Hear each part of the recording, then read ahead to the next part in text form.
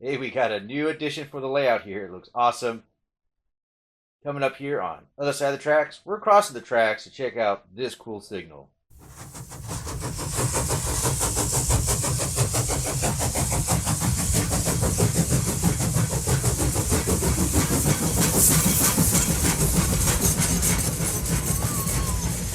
And here we have our package from Charles Rowe. Let's get this open. So this crossing was designed by an Alonzo Billups for a highway in Mississippi in the mid-30s. And it was kind of the first of its kind with the large crossing, and helped set the stage for crossings to come in the future. Although this one was unique, it was not duplicated, as a few years later with the onset of World War II, the use of neon signs was restricted, and I guess they also had some problems with the siren. Would sound and then would keep sounding until someone came to fix it, which I guess could be annoying since it was an air raid siren. But it was certainly something unique.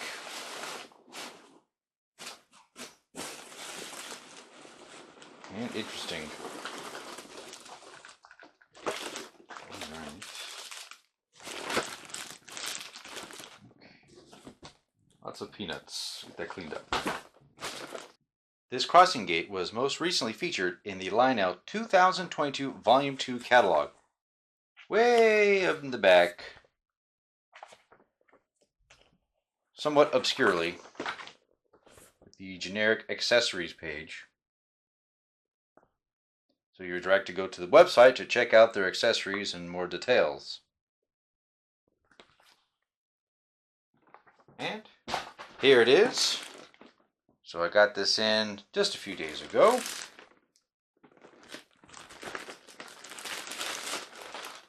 First couple days of 2024. Alright, looking at the back of the box, we got blinking red LEDs, illuminated skull and crossbones, nice.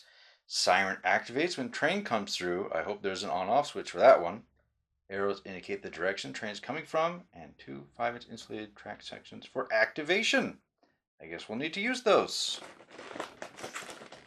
Cool. This is my very first crossing.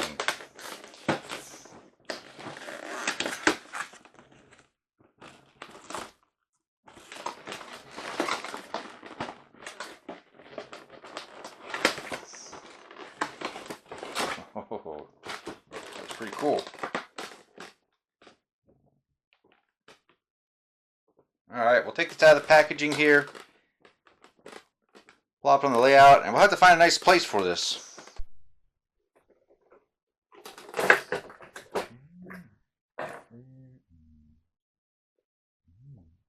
Okay, this is connected.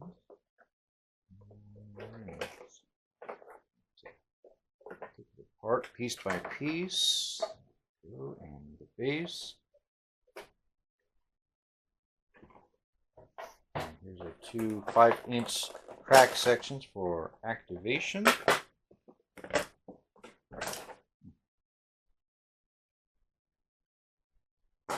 Okay.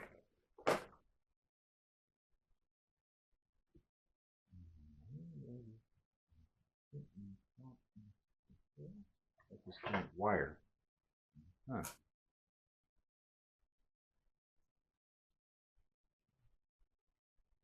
So we can gently pull that through.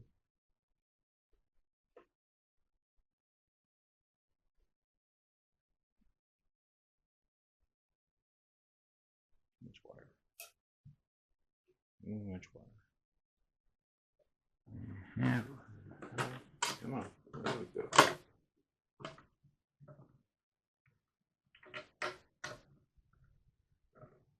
All right.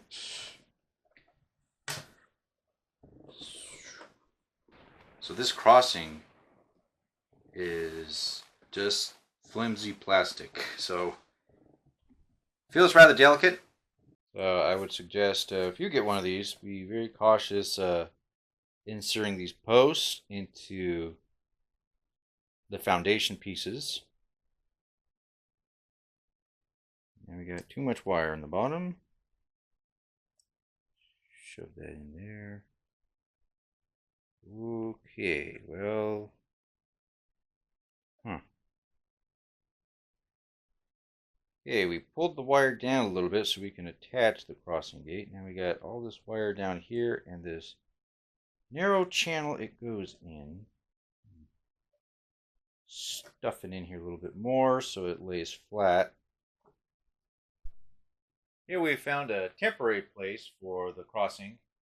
Originally, I had put one of the 5-inch pieces a little further down the track, past a curve, so that an oncoming train going at speed would give enough time for the signal to activate, so a person would be able to realize the train was coming before the train slammed into them.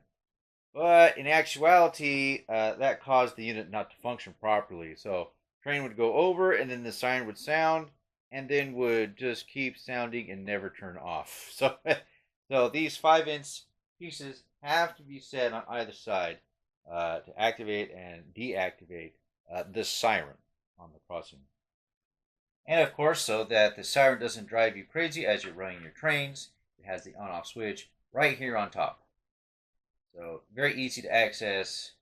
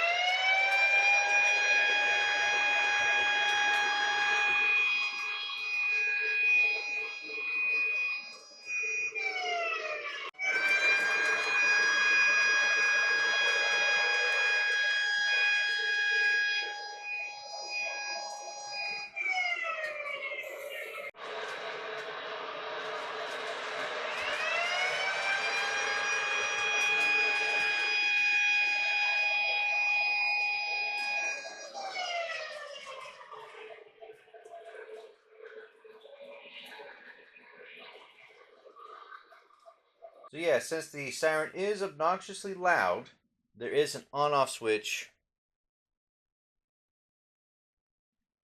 right here on the top side of it. No volume control on it, but at least there's the off, so it won't drive you crazy all day long when you run your trains. So overall, it's a very interesting piece and a part of railroading history in America, and it's cool to have something from the past represented like this from the golden age of railroads.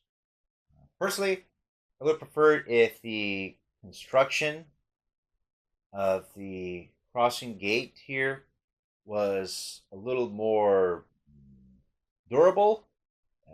They had used metal rather than very thin plastic, so you bump that thing the wrong way, it's gonna get smashed.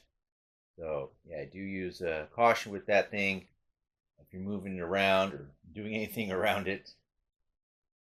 I can just see one of these little legs is blowing out, or the whole thing just getting smashed real easy. And it just feels very flimsy and delicate. If you're gonna pay $150, $200 for it, you don't want it to break on day one or anything. Yeah, other than that, it looks awesome. It works. And another neat addition here for the layout. Eventually we'll find a more permanent place for it on the layout. I think I'll keep it on silent mode. Unless I want to show it off specifically. But yeah, it's very unique. Alrighty. I hope you enjoyed checking out this Billups Crossing Gate from Lionel. If you made this far, please don't forget to give us a like on the video and subscribe to the channel if you're not already subscribed. Thank you so much. Look forward to seeing you again next time in another video.